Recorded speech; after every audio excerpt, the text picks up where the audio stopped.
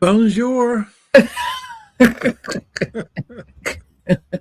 Hola. Guten Morgen. All of these. Be international. Hey, speak There that you prop. go. Speak it. Speak it. We slide in 2026 in across the ponds. That's right. I love it. I love it. How are you? I'm good. And how are you? Day by day, day by All day. right.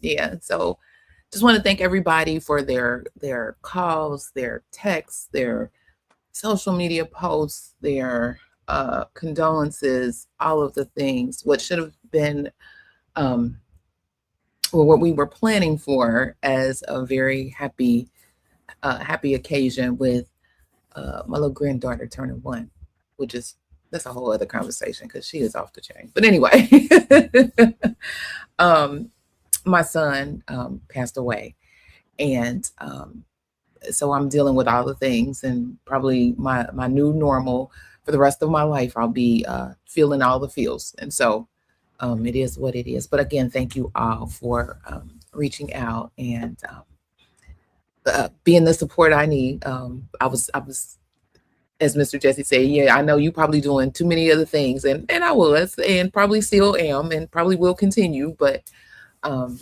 yeah, so thank you all for that. But how was your week? Because my week was weekend. Yeah. It was overall it was pretty good. I cannot believe that we are like knocking at the door at the end of another year. Knock, knock, knocking at the door. Yes. And you know, and honestly, I've gotten so like I really like I don't know, I like New Year's because I've when I've looked at it over the years, like I've done so many things. Like the first quarter is usually like a big something usually big happens, Mhm. but it happens because you make it happen. You have to put Absolutely. things in place so it can marinate. And the new year is just it's symbolic for a lot of things, a lot of reasons. And I think that's why today's topic would be really timely because I think that people, especially now, especially with everything that's going on with the economy, with employment, I really, really want people in the HIM profession, especially medical coders and people who are entry level, to just know that you have other options and think outside of the box. Come on, come on. Tell it, tell it. So you in for a treat today.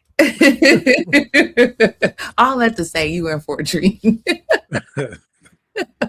I know I'm excited. Hopefully you are as well.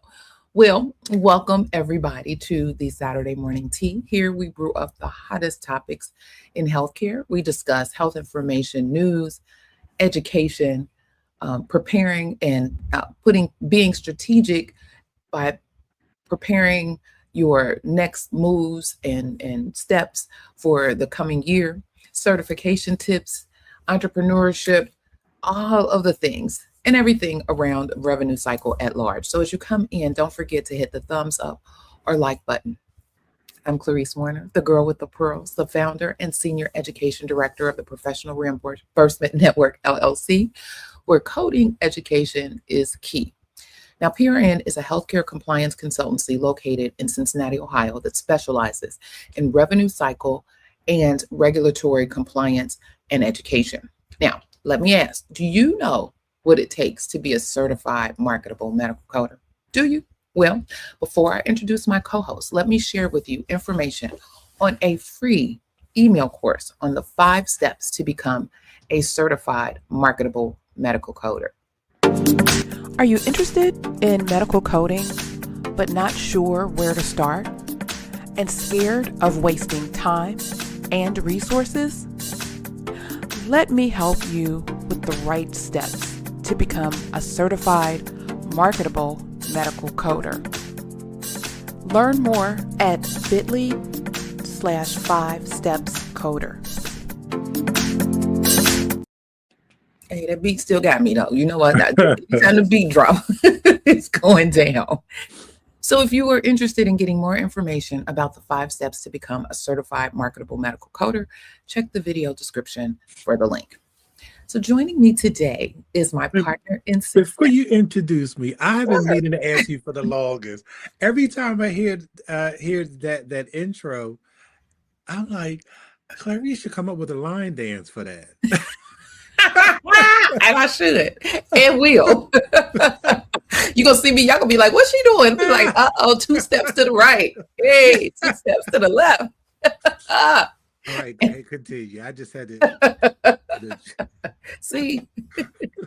The shenanigans have already begun. So joining me today is my partner in success, my co-host, Mr. Jesse, the registered trademark. Put some respect on his name, the coding nurse. Sir, introduce yourself and tell the folks all about you. Good morning, everybody. My name is Jesse. I live in Philadelphia. I've been in healthcare for a mighty, mighty long time, and I'm not tired yet. Hey! But I left the bedside, and in 2014, I moved into risk adjustment. And in 2020, during the pandemic, I created my company, the Coding Nurse LLC, where I help nurses and other people in healthcare with a clinical background transition into the wonderful world of HIM. And how is that going? I love that I'm not tired yet. When we should be physically and mentally exhausted. Now, I'm tired of the foolishness, but I'm not tired of Absolutely. Absolutely. It's coming along. Good. All right. Well, before we jump in, let me remind you that you can join in and add to the conversation. So don't be shy. Your opinion matters. Your questions really matter. And it's always welcomed here. So just use the chat. But if you do have a question specifically for us and not just, having conversations amongst yourselves, we ask that you type a Q first so that we know it is a question for us and we don't miss it. And so for those who are just joining us or watching the replay, welcome. Today, we're talking the top 5 HIM careers for 2026. That $72,000 to possibly $160,000 pathway. Yes. But first, let's get into a few church announcements, shall we?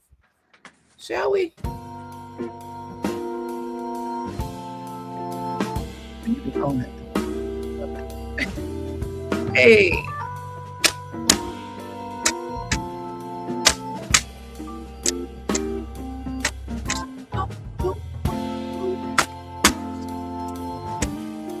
A double church clap. Hey.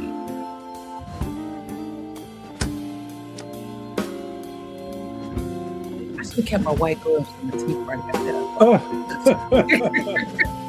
They'd be like, what happened to our gloves? I got a pair, I'm sorry. All right. Let's see. So, I don't know if you've heard or seen or whatever, but came across my news feed. And it's timely for us here in our area because of negotiations. But United Healthcare, United Health Group, you talk about, I'm sure they probably so ready for 2025 to be over. They don't know what to do. It's every day it's something else. So they are many articles came out regarding this independent audit that they got from an independent source, and they have released the first results from the audit that dug deep into their business practices and all of the things to try to help them win back their prominence and good graces for the people. I don't know if it's working, but because the patients have been up in arms, providers have been up in arms, a lot of folks have been up in arms as it relates to United Health, and so they got a lot of stuff to do. But they said that they have adopted 23 ongoing action plans to track and implement recommended improvements with a very aggressive timeline. They want all of these things to be completed by first quarter next year, so by March of next year. So that's very aggressive. I believe in one article, the one from Anika Kim Constantino with CNBC, stated that they have been trying to work on some of the things, I guess some of the things that they kind of knew before the actual results from the audit, and have been trying to work on those things. But again, the audits come as the private insurers try to rebuild trust with the American public after fierce backlash over their practices and the broader complex U.S. healthcare system. So,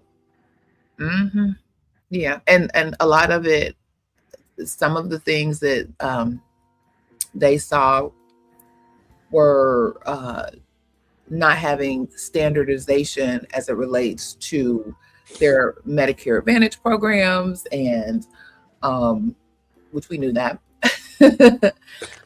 They looked at the policies and processes of Optum Rx, which is the pharmacy benefit manager that United Health Group has. It seems to be or seemed that it was a really robust audit of all of their practices and policies, and as they said, they have 23 action items that they really need to hone in on. So hopefully something comes out of all of this and they get it together. Like I mentioned, one of our major hospital groups here locally, shots fired because they were like, and I can't, I know I'm a butcher it, but it was something about, and it's for TriHealth. It was something about TriHealth is for the patients, or about the patients, or something was their part. But United Healthcare is about barriers. And I was like, oh, shots fired. So, Ooh. yes. So they went in to talk about, unfortunately, if you are one of our patients and you have United Healthcare, we may not be able to serve you in the coming years. So they just put it on notice, like, either find somebody else, maybe possibly, or find somebody else. Yeah, so that's all I had. But bless their whole heart. Hopefully, because they was on top. They stopped and dropped. I mean, it's a mess out there in the United Health Group's streets. But hopefully they'll get it together. Hopefully. Right. Oh, wait. But then, they also had, it was something that they talked about. They had additional, so it was supposed to be 2 independent consultancies. I don't know if it was still 2 that they received the results for, but the same day that they announced all of that was the day that they also told folks that the Department of Justice investigation, they were facing those over their Medicare billing practices. So I don't know if this is to help mitigate even that stuff, because they got a lot. They do. For every mountain. All right. So that's all I had as far as church announcements. Mr. Jesse, you had anything? The only church announcement I have is I have an ICD-10 CM course that will be starting on Monday, January 12th at 6 p.m. Eastern Time. So to find out more information, mosey on over to thecodingnurse.com. Mosey. Love it. Turn all of the things off. Oh, and also the crafty coder lit a little fire under me. So she sent me a post from CCO. I have used it when I was studying for my outpatient credential, I used their Blitz, and it was really helpful. Mhm. So they have dipped their toe into CDI. They have a CDI course coming out. I'm like, what? So she was like, Have we? I swear to God, I don't understand. but you know what though? If I could be perfectly honest, like for me, like because my niche is nurses, of course. Mhm. And can I tell you, like it is the hardest sell to get them to realize that you need now once they take my course, then they see it. But as I'm talking to them, like to get them to see the importance of knowing coding before you get into CDI, like they just can't get it. Like they just think you're just gonna sashay on over and it's gonna be fine. They do. So maybe we need to think about developing some questions for them to see the connection or understand the connection and why the coding piece would help really catapult their career over in CDI. I mean, I mean, just because clearly they just think, like you said, they could just sashay on over here and be the star of the show, and we ain't got to fool with that. That's beneath us. We don't know. But if they could just put the pieces together and understand. but there's no question you could ask them that they would know. If you ask them, Not a coding question, not a coding question, not a coding question, but think about the pain points. Think about, and you would know this. So, look, this is meeting after the meeting, and y'all getting all of the gems. But this is how we roll in the meeting after meeting. But think about their pain points. Think about what the problems are that they have because they don't make the connection of coding. And those are the types of things that you need to market to them in a question form when you have the conversation. yeah, we'll have to flush it out. Yes. Okay. All right. I've done my part for the day. All right. All right. Let's see. Hey, Tanika. She said, wow, CCO. Everybody is trying. Look, it's a lot of stuff out here, and everybody is like, well, wait a minute, I'm putting my foot. Look, I'm going to be a data analyst next. No, I'm kidding. Now that I'm not doing. but it's stuff out here. This HIM education space is full and out here and open and available for all. And that's another thing. Look, we didn't just flip this whole thing to entrepreneurship, because really that's what this opens up for the independent professional, right? But look into and move into. But the thing is, but for a lot of people who are out here in the space, is giving Amway MLM.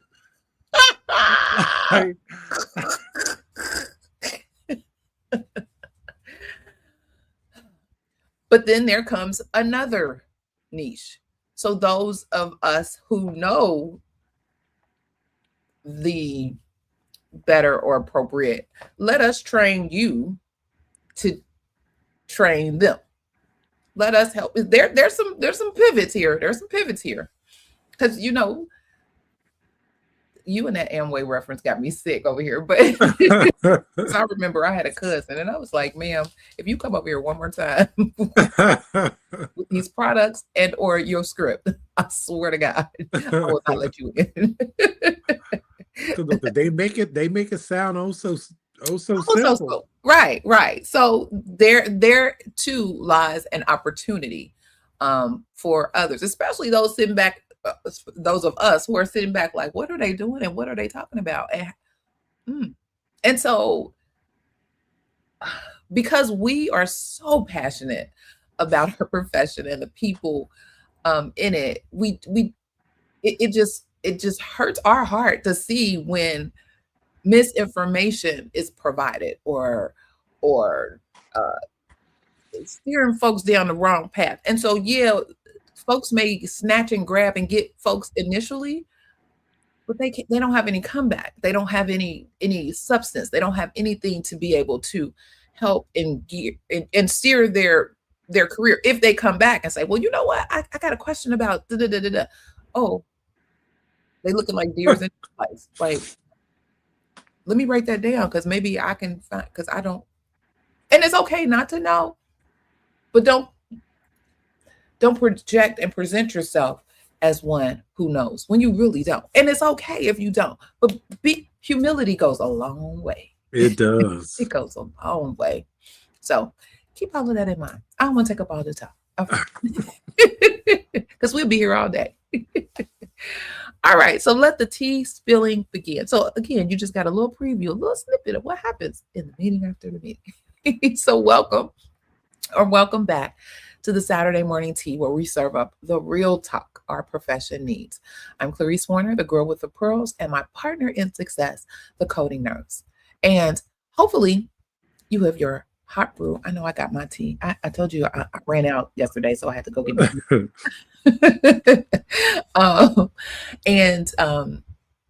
you're ready because you're in for quite the conversation. Again, today's topic, the top 5 HIM careers 2026, a $72,000 to $160,000 pathway.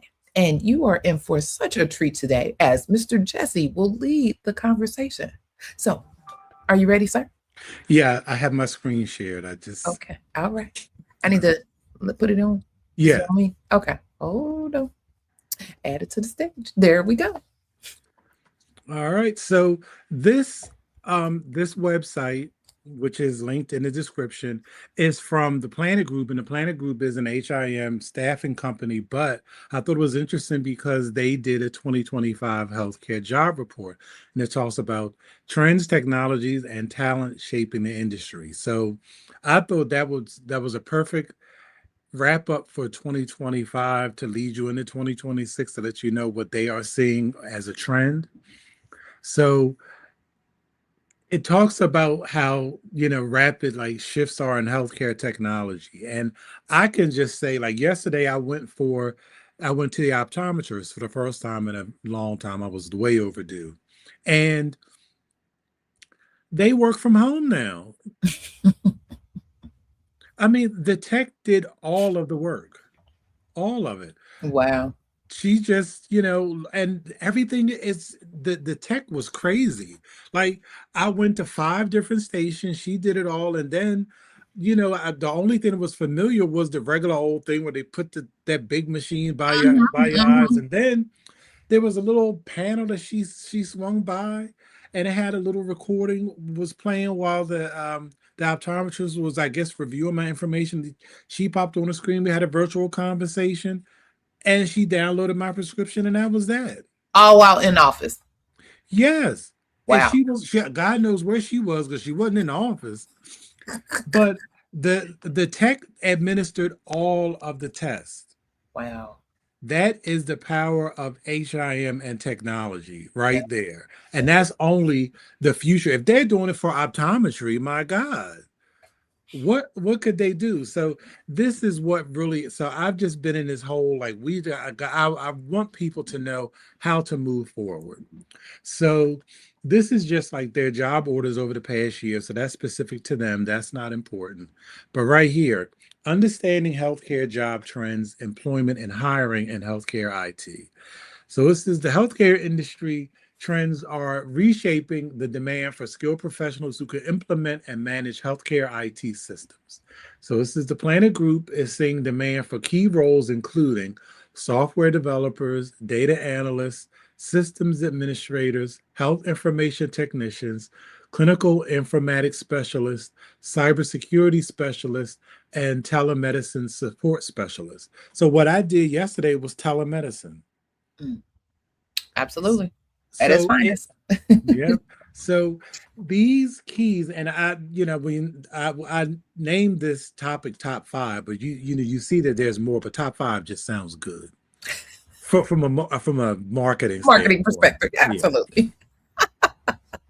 But you see, just in these seven positions is yeah, seven, I think. Two, yeah.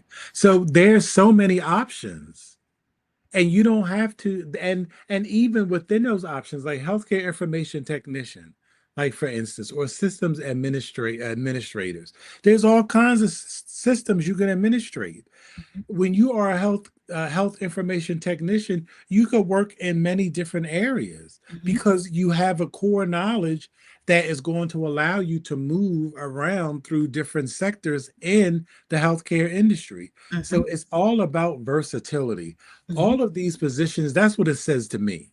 Mhm. That's what is speaking to me, versatility. And nowadays you have got to be able to pivot like you are a prima ballerina Mhm.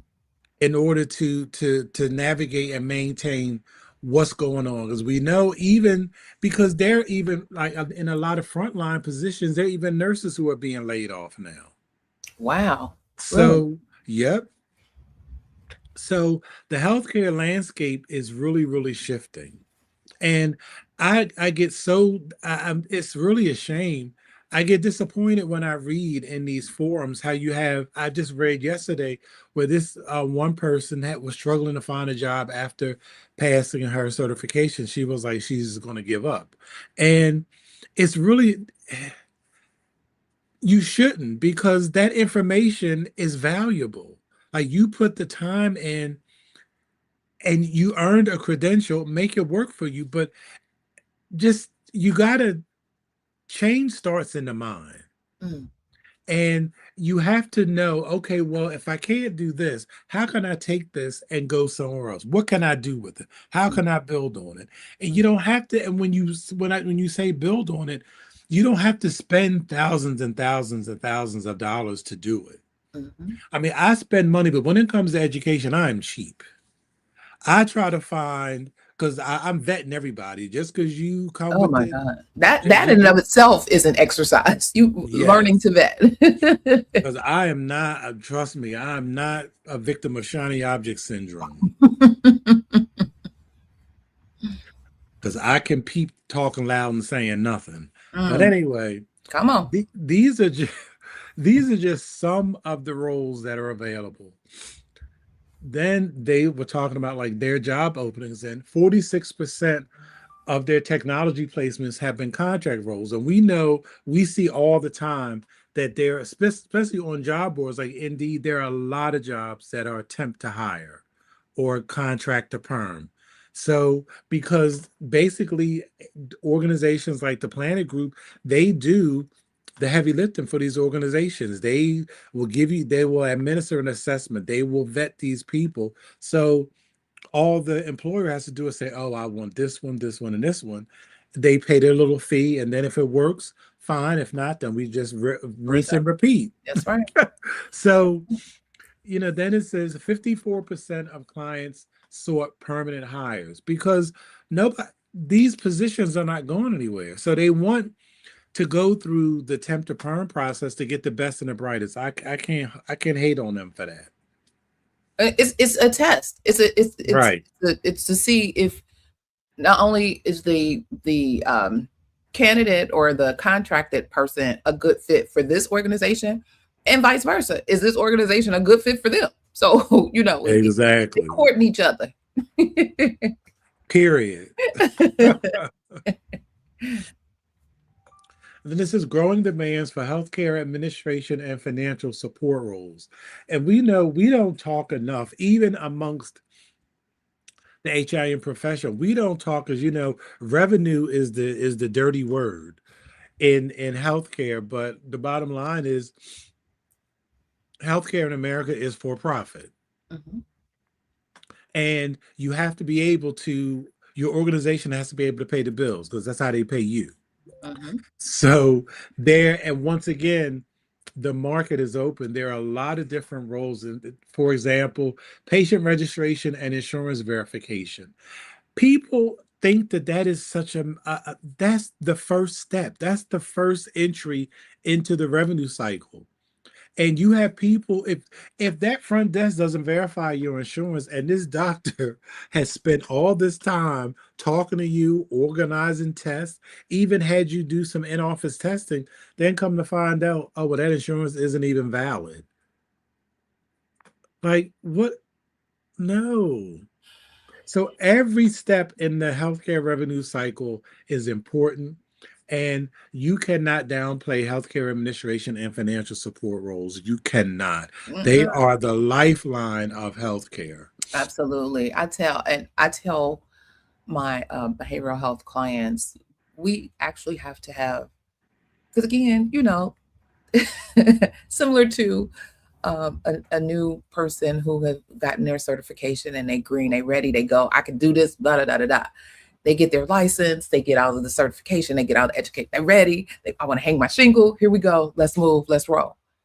Ma'am and sir, who's going to verify that insurance?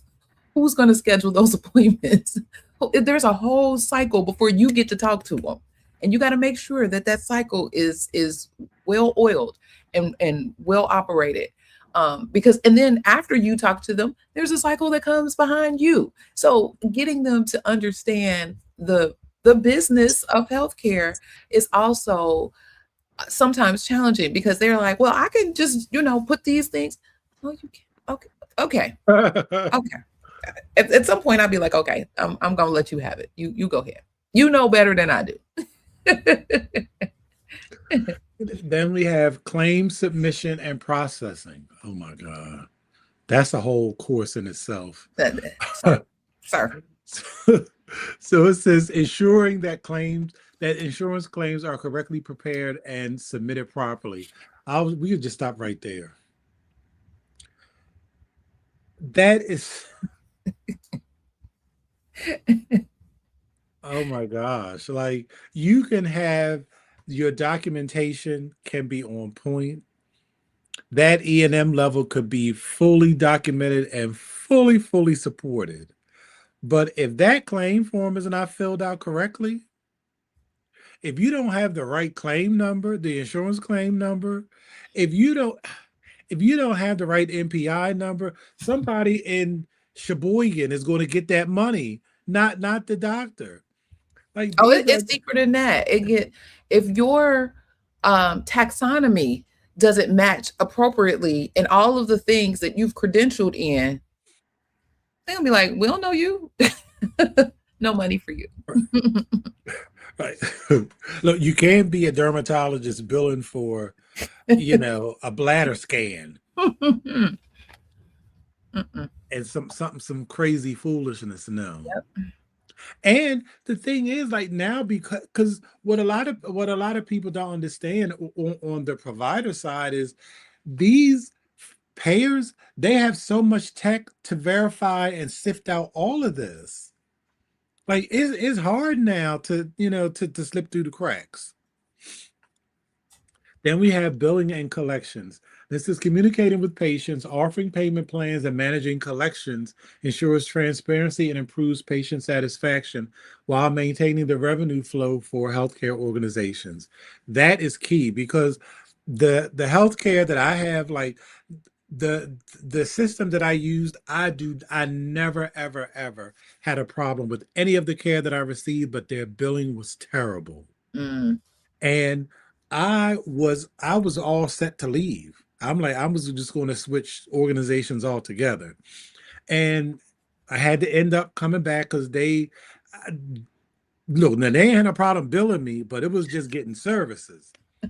But what I noticed is, since I've been back, like, I get bills a lot faster. So I don't know. Somebody must have been listening, or they might listen to the Saturday morning tea. I don't know. But they have improved, because I'm not having the problems that I had before. Last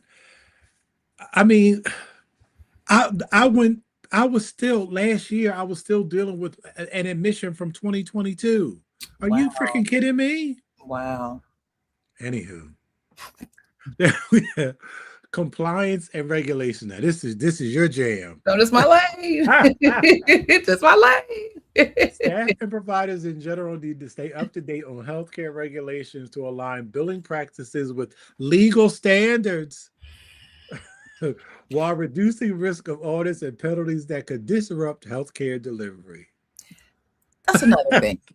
So a lot of these practices that are coming up, and again, the bigger organizations are well aware, but some of our smaller practices and independent provider practices need to appreciate compliance. They're not there to, and we used to say it all the time, we're not here to police you, not at all. We're here to help you stay away from the police. We're here to help guide you appropriately on what you can do and what you cannot do, and what you should and should not do. Because technically legal is the can and cannot. We're the should and should not.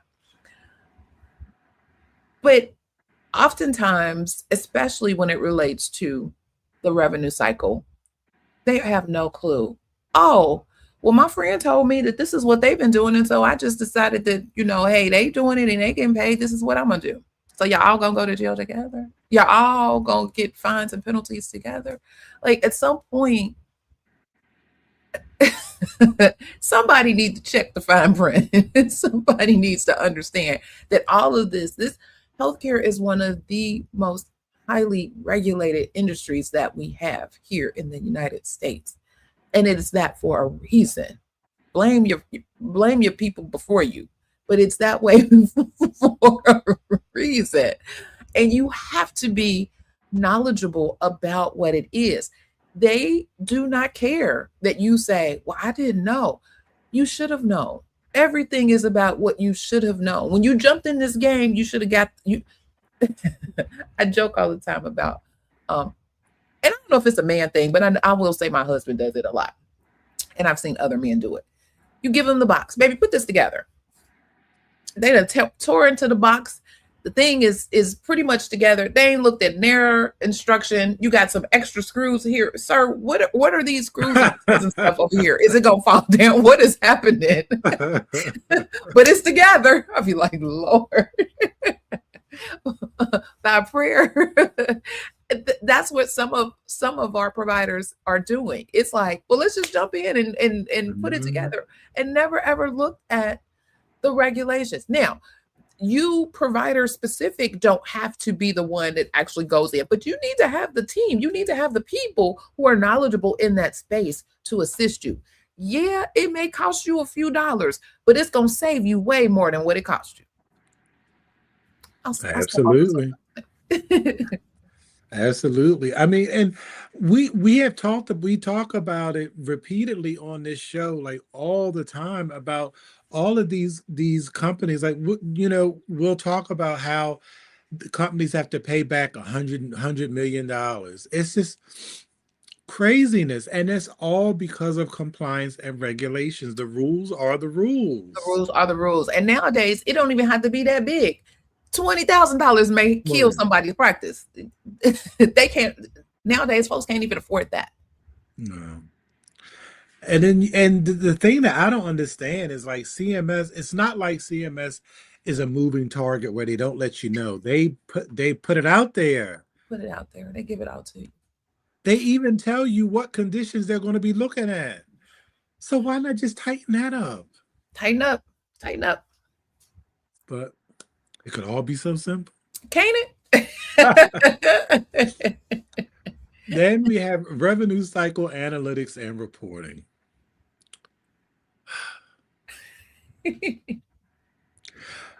A financial analyst can review revenue data and key performance indicators, allowing healthcare providers to identify inefficiencies and optimize revenue cycle operations. And I'd make a little caveat.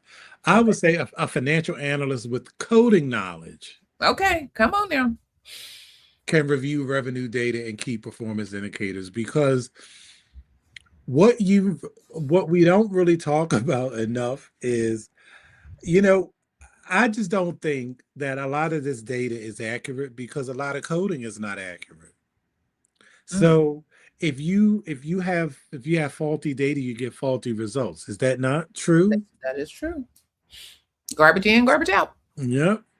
So I just think that's why I cannot overstate it enough. Like anybody that has a medical coding education, the HIM industry is your oyster. You get to pick where you want to go. All you have to do is just take that core skill, add something else to it, build on from there. If you want to go into compliance, like that's the bullet we just talked about. If you want to go into billing, if you want to go into this patient registration, anything, you can take that knowledge and build on it. I just think that it's the foundation, in my opinion, for HIM, the entire in the industry at large. And there's all kinds of, we're going to talk about, and data analyst was one of the positions that was talked about. And then, people think that data science and data scientists and data analysts are interchangeable, and they're not. They do two totally different things. Like a data analyst is going to strictly analyze data, generate reports, and make the data understandable to key stakeholders. Now, they may use tools, but a data scientist is going to create the tools that data analysts use. They're going to be the ones that create. See, a data analyst will use a large language model, but a data scientist is going to build a large language model. So that's the key difference. She said that in her E&M presentation about the data. Yep. So then that was their job order. So it says the key healthcare job trends to watch: healthcare support roles. So 59% of placements have been in contract roles. We talked about that, contract to hire. 13% were contract. I don't know I've never had a healthcare position that wasn't, even if it didn't say temp to perm, it was always temp to perm. Like they always, even when I was nursing, like they always will like try you out. And so then this is 13 were contract to hire, 28% were permanent hires. And actually the current job I have now, earlier this year, it was a temp to perm. I quit, came back, and this one was a direct hire. It was a permanent hire through another staffing company. And it was a totally different experience. But anyway. And 69% were fully remote and 31% requiring some on-site presence. So, there are a lot of industries that are going back to some kind of hybrid or even like back to the office 5 days a week. I just think that HIM, because it's so highly specialized and because there's such a need, I don't think it'll ever go back to that, because you need to be able to find talent wherever you can get it. If it's and we were out of office before, remotely, way before even, right, the pandemic. So, and it's for that whole talent thing. Yep. You got to be able to find people. And it says a recent survey of our network indicates what skills are most important for administrative professionals in healthcare. So 22% is organization, 48% is communication, 18% multitasking, 11% empathy. So that organization and communication is key, because you have to be able to, we have a lot of workflows we have to work through in HIM. We work hard. And you have to organize, you have to organize and prioritize your day, your workflow, just to make it manageable. And you also have to communicate. Like if you get behind or if you have questions, like you really, really, really have to communicate. And I think that that's also what draws clinical people to HIM, because clinical roles are all about communication and collaboration. You can't work in a silo in a clinical role. You just cannot. Yeah. And even in HIM, you might be in a department that might be siloed, but you are dealing with information that comes from all over, from various departments. So you have to be able to communicate Mhm. and definitely multitask. Got to be able to, pivot and flip and do what you got to do. Mhm. And then that's their job orders. So it says healthcare trends to watch, and this is marketing and design talent. So this is really another area that I think that a lot of people in HIM should think about. UX designers and researchers. So there's a big thing like UX and UI. So UI is what the user interface. That's what the end user sees, like the app, the website, whatever. Then you have the UX. That's the actual how does it work behind the scenes. And throughout my career, I have seen that so many decisions are made in healthcare without the input from coding, without the input from people who literally have boots on the ground. Like they come up with these projects and these programs, but there's no interaction or no feedback. And then when it comes out and it's not performing, then now they want feedback. Well, if you had included, you know, coders in the UX in the design process, you could have saved yourself some time Right. and money. Right. Then And I brand. think Okay. there's some programs. I want to say, look, and we're not sponsored by anybody but our wonderful PRN tea sippers, but I think there was a Google course or certification or training or something that may have been free or very, very, very reasonable on understanding and assisting in developing people um, in that UX space. So I remember, at least I know there was something last year. I'm sure it's probably still out there, but again, that's a way to pivot your medical coding knowledge into Absolutely. something that will get you at a different table and be successful. A different table and a whole lot more money. Cha-ching. Get the coins. Let the coins coin. Yes. Then branding and identity, developing strong, recognizable brands for healthcare organizations. This includes logo design, branding messaging, and visual identity systems that convey trust and professionalism.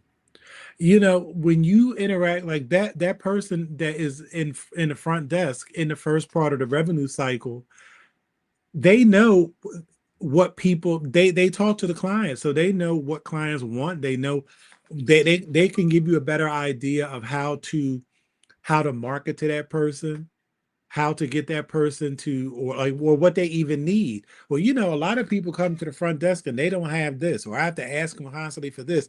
Maybe we could create, like, I'm sure that there were front desk people that were key to now, everybody does pre-visit check-ins.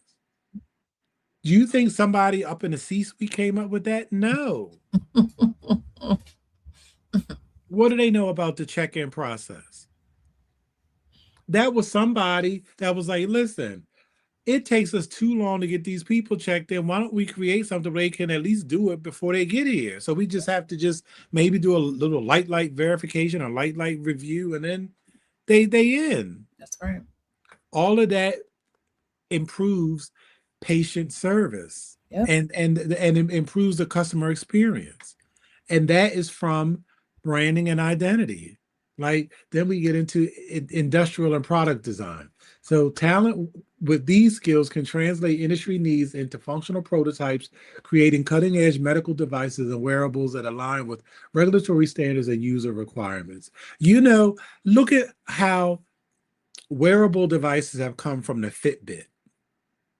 Look at what they have advanced to now. Now you have all kinds of medical information incorporated in your Apple Watch. Your heart rate, your blood Yes. pressure, all of the things. How well you sleep and sleep apnea. Can you even the pods? Can you hear? Are you having hearing loss? All Yes. kinds of all of the things. All of the things.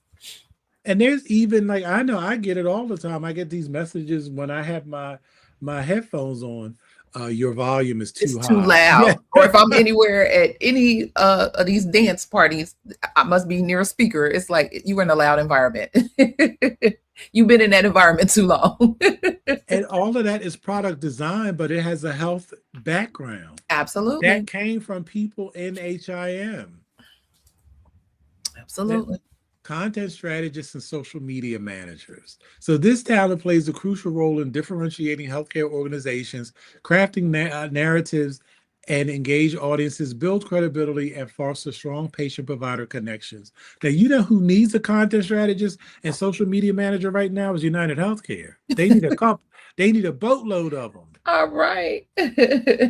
And people don't even think about that. When there's a breach, that's where that comes from. That's right. You got to get in front of it. That's right. Now, I mean, you don't have to lie like some of them do, but you can frame it a certain way.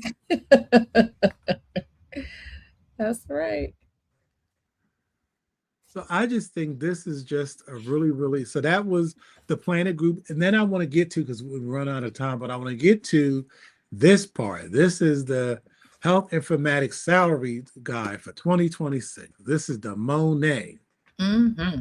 And what I like about this, and this is from Coursera, is it gives you salary ranges for different educational levels. Okay. So if you have an associate's, it'll tell you, and you aspire to get a bachelor's, it shows you what you can do with your bachelor's. If you have a bachelor's and you thinking about getting your master's, it tells you what you can do and what kind of income you can expect with your master's. So this is Health Informatics Salary. This is the salary range for health informatics professionals is very wide. And a lot of that comes down to negotiation. You got to negotiate. You don't accept the first offer, people. If you don't do nothing else in 2026, counter at least once. So I heard somebody say a long time ago, everything is negotiable. It Everything. is. And trust me, what they offer when they offer you the job is not, as they say, it's not their best and final. It's not. So don't feel bad in asking for more. All I can do is know. Okay. I said, all I can do is tell you no.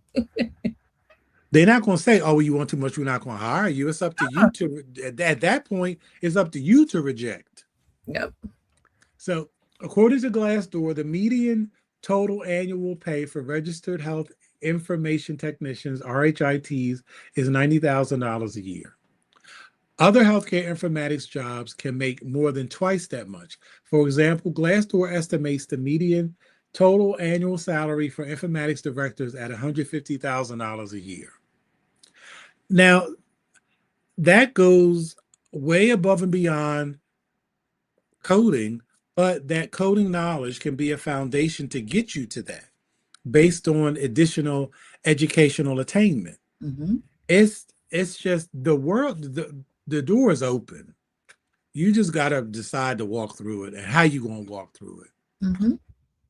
So then it says healthcare informatics salaries by job title. So we have RHITs. So the typical degree is associates and it's $72,000.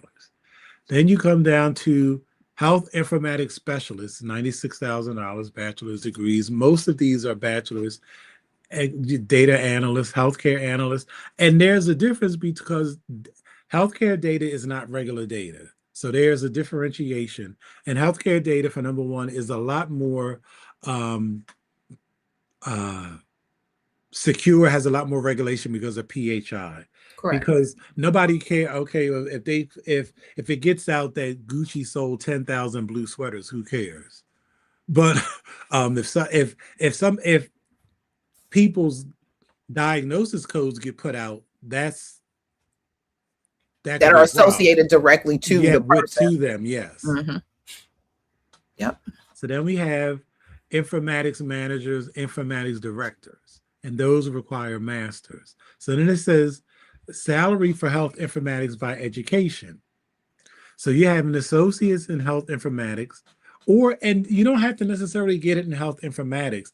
If you have if you have an associate's in, if you say you have a medical, you have your CPC or your CCS, and you go and get an associate's in computer programming, that will also be able to pivot you into some of these roles. Yep. So there's all kinds of ways around it. This is just an example. It's not the only way. So this is an Associates of Applied Science in Health Informatics or Health Information prepares degree holders for several entry-level jobs in the field of health informatics. So we see hospital coder, medical receptionist, and RHIT technician. You just want to, once you get a degree, once you get a credential, you want to just get in the door. Once you get in the door, then you can take some time, get a little skill up, then also start finding the lay of the land, finding out how you can either move within that organization or somewhere else. But you gotta always, be on a swivel, keep your head on a swivel once you get in the door. Mm-hmm. And sometimes, I'm sorry. No, go ahead.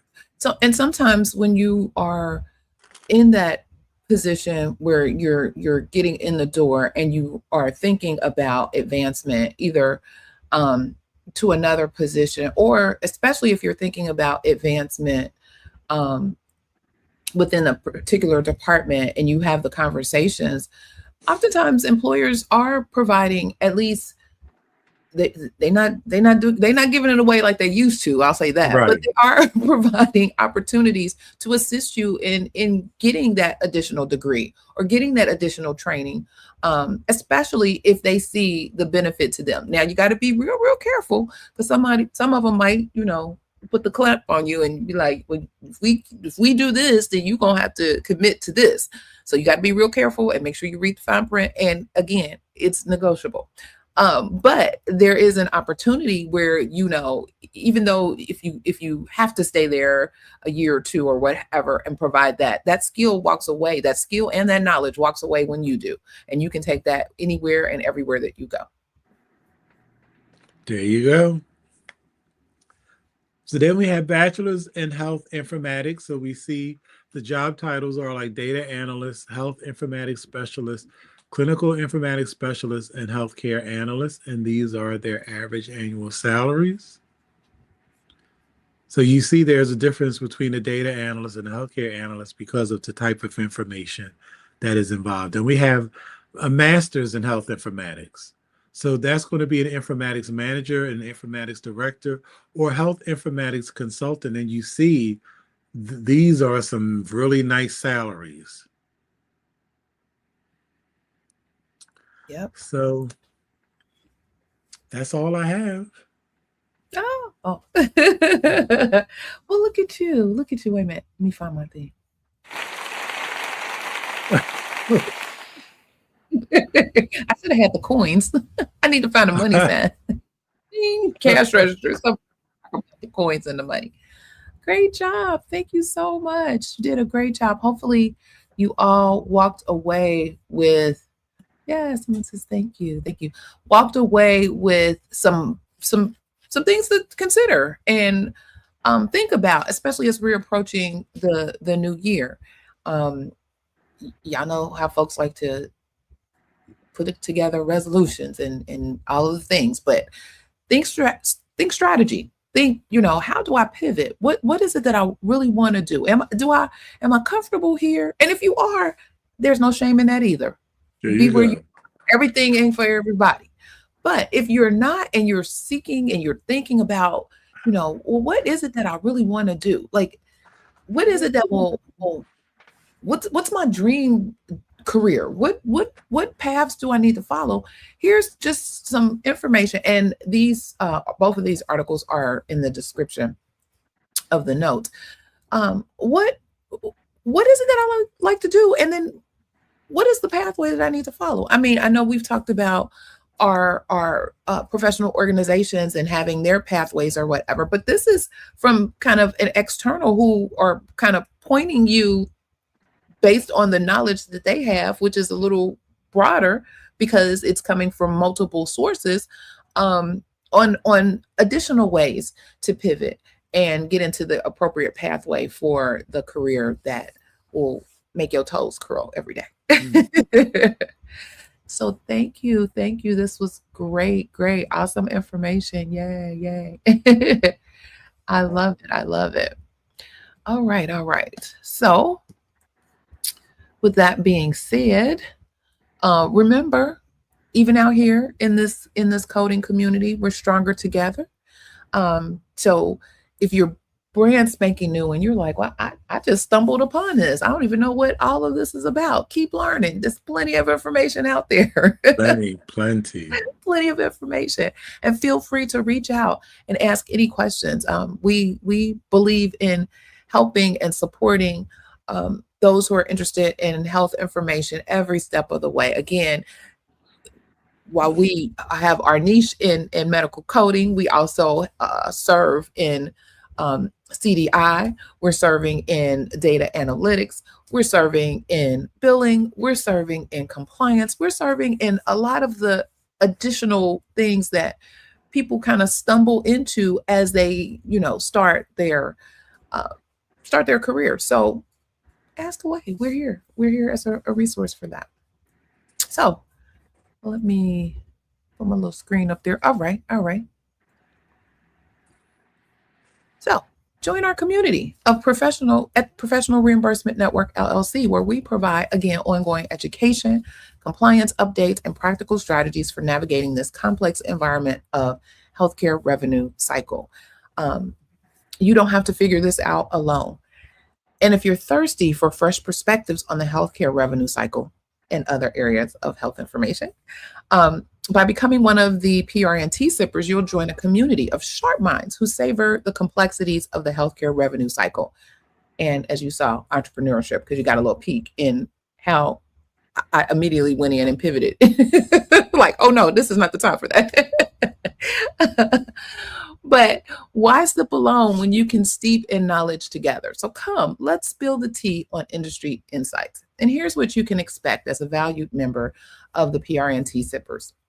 Exclusive healthcare insights. You gain access to in-depth articles, webinars, and resources covering the latest healthcare trends, compliance updates, and revenue cycle best practices. Early access. Be the first to receive expert insights and guides, ensuring you stay ahead in the ever-evolving healthcare industry.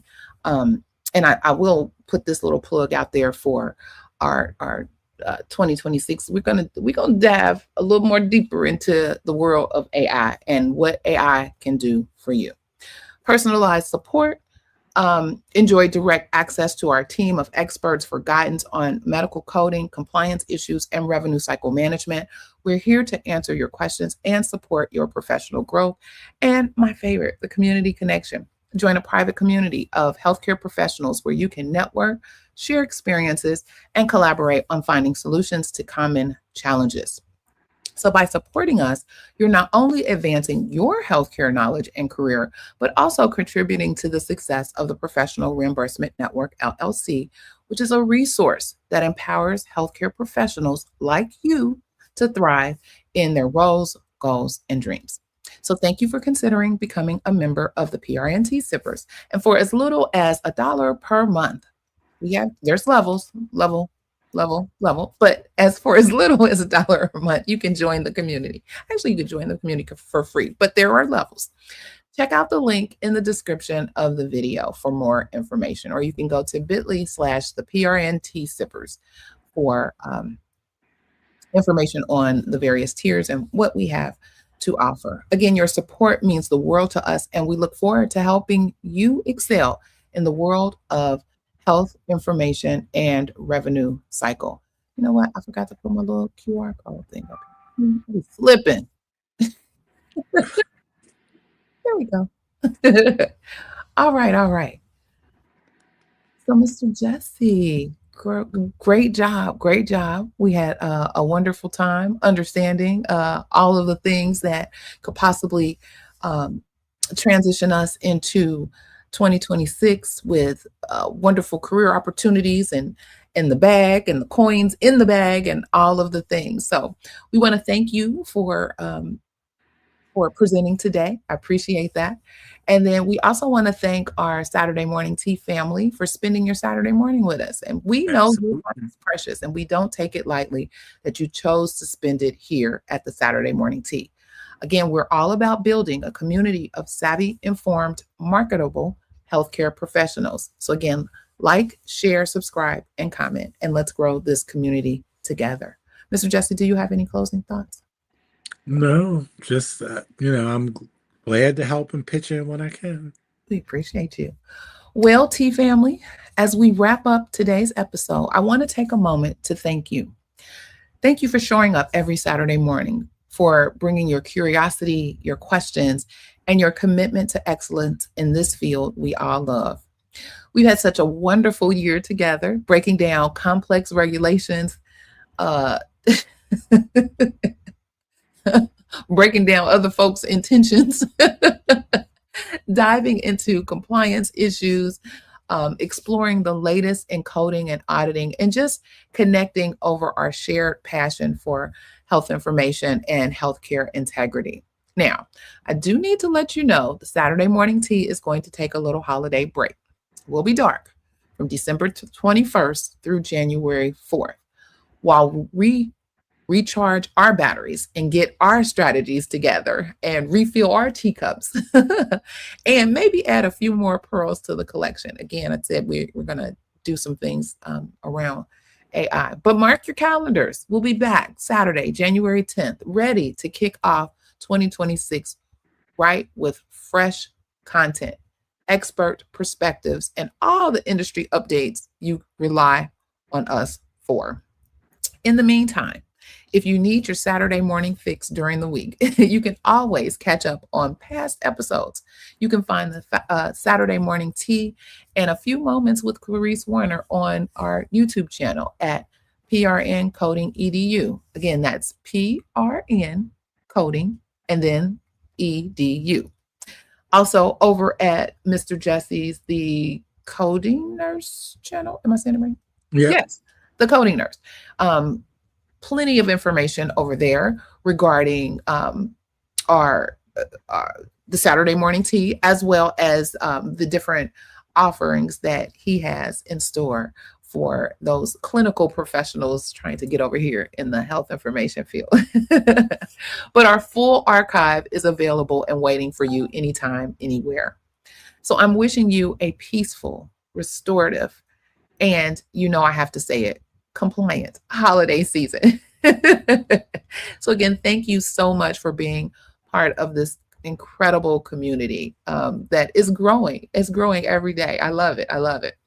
Again, until January 10th, this is Clarice Warner, the girl with the pearl, saying, remember, be safe, be kind, and don't wish for it, work for it. And Lord willing, and the creek don't rise, we'll see you in the new year. Have a great weekend. And happy holiday, Kwanzaa, Hanukkah, Christmas, all of the things. Can you stay on after? I can. I will. Okay.